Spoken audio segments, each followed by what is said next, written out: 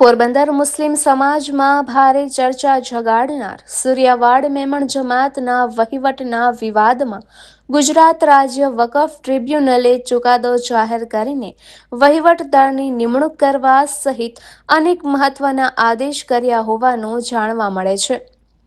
પોરબંદરની જાણીતી સંસ્થા સૂર્યાવાડ મેમણ જમાતની કરોડો રૂપિયાની વકફ મિલકતો નાણાકીય ઉચાપાત અને ગેરવહીવટ અંગે ચાલેલા સનસનાટીભર્યા કેસમાં ગુજરાત રાજ્ય વકફ વિવાદ ન્યાયપંચ ટ્રિબ્યુનલ દ્વારા એક અત્યંત મહત્વપૂર્ણ અને ઐતિહાસિક હુકમ ફરમાવવામાં આવ્યો છે।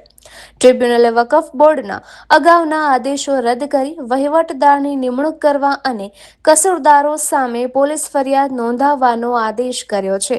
ટ્રિબ્યુનલે સ્પષ્ટ નોંધ્યું છે કે અગાઉના ટ્રસ્ટીનો કાર્યકાળ વર્ષ 1996માં જ પૂર્ણ થઈ ગયેલ હતો, છતાં ગેરકાયદેસર રીતે મિલકતો પર કબજો જમાવી રાખ્યો હતો।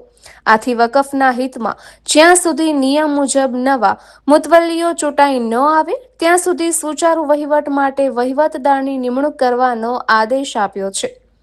ઉપરાંત સૂર્યવાડ મેમણ જમાતના વર્ષ 1993થી 23 જુલાઈ 2026 સુધીના તમામ હિસાબી ચોપડાઓ, ઓડિટ રિપોર્ટ્સ અને ખાતાવહીઓ 7 દિવસમાં વકફ બોર્ડમાં જમા કરાવવા તેમજ ટ્રસ્ટની તમામ સ્થાવર અને જંગમ મિલકતોનો કબજો વક્ફ બોર્ડના સીઈઓને શાંતિપૂર્ણ રીતે સોંપી દેવા પણ જણાવ્યું છે।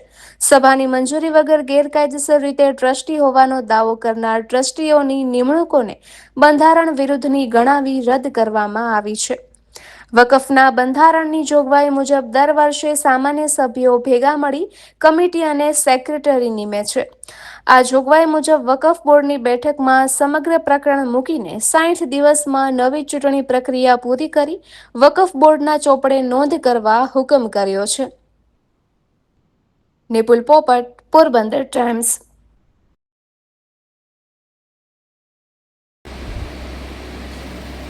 સંચય કા બોલબાલા, જૂઠે કા મુંહ કાલા। આજે 11 વર્ષ વકફ બોર્ડની અંદરમાં અમારી લડત હતી કે આ જે બની બેઠેલા જે ખોટી રીતે સમાજમાં હોદ્દો સંભાળીને બેઠેલાઓને પાસેથી ન્યાય મેળવવા માટે અમને હમણાં ટ્રિબ્યુનલ કોર્ટ જે વકફ બોર્ડની કોર્ટ છે એમાંથી અમને પૂરેપૂરો ન્યાય મળ્યો છે અને અમે એનાથી ખુશ છીએ બહુ। આગળ પણ અમે હાઈકોર્ટ સુધી, સુપ્રીમ કોર્ટ સુધી લડવા માગીએ છીએ આ લોકોને હટાવવા માટે। અમારા બંધારણની અંદરમાં 1 વર્ષની ચૂંટણીનો ઠરાવ છે। 1 વર્ષ પછી ચૂંટણી કમ્પલસરી કરવી પડે, એના બદલે 26 વર્ષથી આજ સુધી જનરલ સભા થઈ નથી। અમારે સમાજમાં 370 નવયુવાનો છે, હજી 25-30 વર્ષ સુધીના છે। એમને તમે પૂછો કે તમારી જનરલ સભામાં ચૂંટણી કેદી થઈ હતી, જો એ લોકો કહે તો હું મારું જાહેર જીવન મૂકી દેવા માટે તૈયાર છું।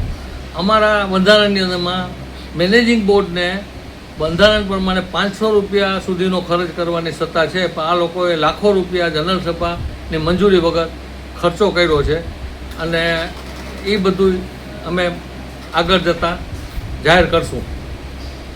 આજે અમે સમાજની અંદરમાં સારા માણસોને, ઈમાનદાર માણસોને બેસાડવા માગીએ છીએ, જેથી સમાજની પ્રગતિ થાય, ગરીબોનું ભલું થાય, ગરીબોને મેડિકલ ઇમદાદ, ધંધા, નાના ધંધાર્થીઓ માટે લોનની સગવડ, ગરીબ દીકરીઓને પહેરાવવા માટે દહેજ માટેની થોડી ઘણી સગવડ, એ અમે બધું સમાજમાં પહેલાં આપતા, પણ છેલ્લા 25 વર્ષથી આ બધું બંધ છે।